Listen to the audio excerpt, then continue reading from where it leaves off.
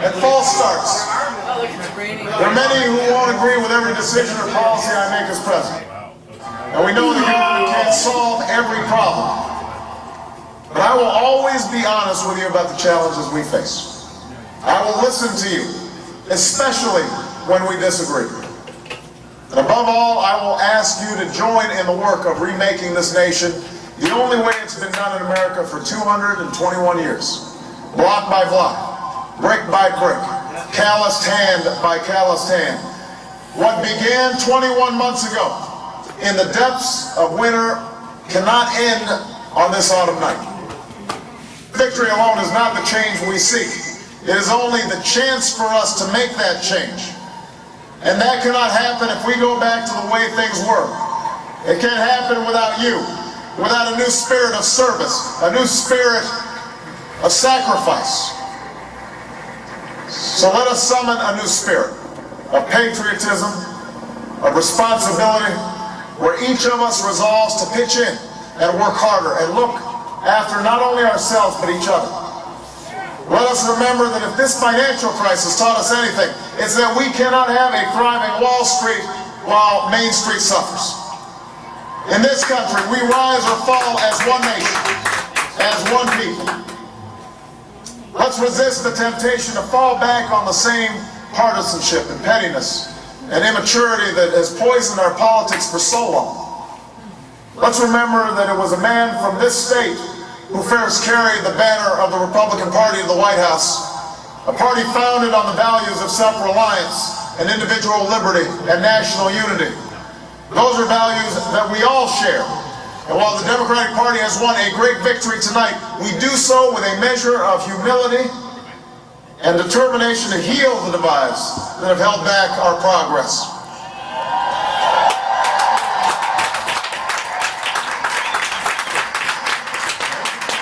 As Lincoln said to a nation far more divided than ours, we are not enemies, but friends. Though passion may have strained, it must not break our bonds of affection. And to those Americans whose support I have yet to earn, I may not have won your vote tonight, but I hear your voices. I need your help, and I will be your president too.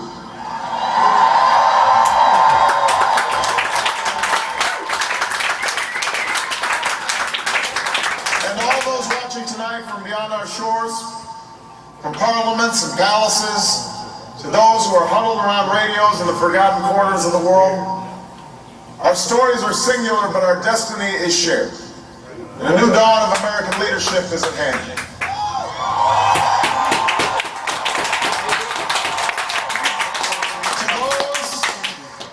To those who would tear the world down, we will defeat you. To those who seek peace and security, we support you.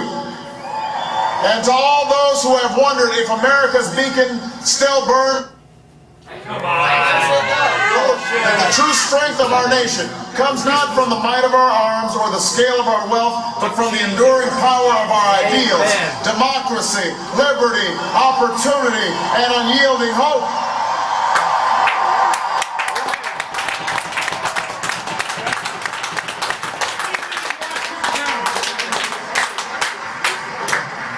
That's the true genius of America.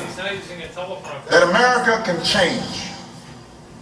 Our union can be perfected. What we've already achieved gives us hope for what we can and must achieve tomorrow. This election had many firsts and many stories that will be told for generations, but one that's on my mind tonight is about a woman who cast her ballot in Atlanta. She is a lot like the millions of others who stood in line to make their voice heard in this election, except for one thing. Ann Nixon Cooper is 106 years old. She was born just a generation past slavery, a time when there were no cars on the road or planes in the sky. But someone like her couldn't vote for two reasons: because she was a woman and because of the color of her skin. And tonight, I think about all that she's seen throughout her century in America. The heartache and the hope, the struggle and the progress. The times we were told that we can't, and the people who pressed on with that American creed, yes we can. At a time when women's voices were silenced and their hopes dismissed, she lived to see them stand up and speak out and reach for the ballot. Yes, we can. When there was despair in the Dust Bowl and depression across the land, she saw a nation conquer fear itself with a new deal, new jobs, a new sense of common purpose. Yes, we can. When the bombs fell on our harbor and tyranny threatened the world, she was there to witness a generation rise to greatness and a democracy was saved. Yes, we can. She was there for the buses in Montgomery, the hoses in Birmingham, a bridge in Selma, and a preacher from Atlanta who told the people that we shall overcome. Yes, we can. A man touched down on the moon. A wall came down in Berlin. A world was connected by our own science and imagination. And this year, in this election, she touched her finger to a screen and cast her vote. Because after 106 years in America, through the best of times and the darkest of hours, she knows how America can change. Yes, we can. America, we have come so far. We have seen so much, but there's so much more to do. So tonight, let us ask ourselves, if our children should live to see the next century, if my daughters should be so lucky to live as long as Ann Nixon Cooper, what change will they see? What progress will we have made? This is our chance to answer that call. This is our moment.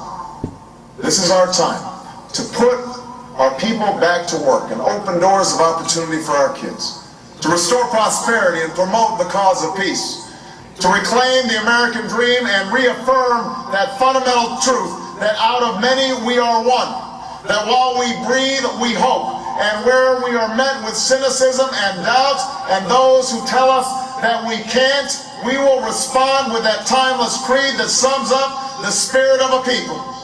Yes, we can. Thank you. God bless you. And may God bless the United States of America.